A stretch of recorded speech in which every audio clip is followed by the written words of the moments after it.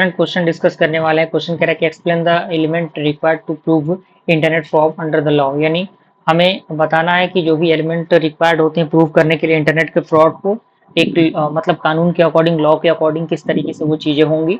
तो यहाँ पे कह रहा है कि internet fraud refers to the use of internet services और software with the internet to devise and or fraud other for the financial gain और अदर बेनिफिट, यानी मान लीजिए कि इंटरनेट फ्रॉड वही है जो इंटरनेट के माध्यम से फ्रॉड की जाती है फाइनेंशियली चीजों को एक्सेस करने के लिए, या फिर कोई अनदर पर्पस के लिए आपके जो डेटाज है उनको चुरा के कुछ इलीगल काम किया जा रहा है, तो वो बेसिकली इसके अंदर आता है।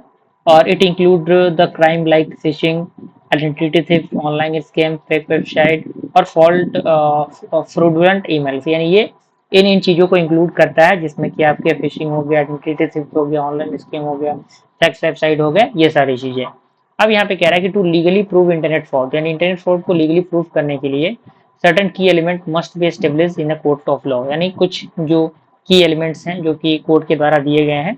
अब वो क्या है, सबसे पहले आपका फॉल्स रिप्रेजेंटेशन और डिसेप्शन। अब यहाँ पे इसका पूरा एक्सप्लेनेशन दिया गया है। दूसरा आपका नॉलेज ऑफ फॉल्सिटी, जिसे हम लोग इंटेंट कहते हैं। दूसरा आपका इंटेंट ऑफ डिफर्ड। तीसरा, चौथा आपका विक्टिम्स रिलियंस। जो पांचवा आपका है लॉस और डैमेज। और छठा आपका use of internet and computer system. तो इसका पूरा एक्सप्लेनेशन राइट साइड में आपको मेंशन किया गया है।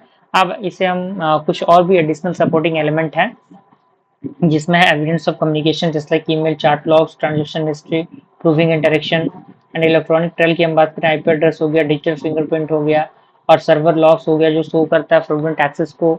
मल्टीपल विक्टिम और पैटर्न्स की हम बात करें जो शो करता है act how was the systematic और रिपीटेड एंड नॉट एक्सीडेंटल।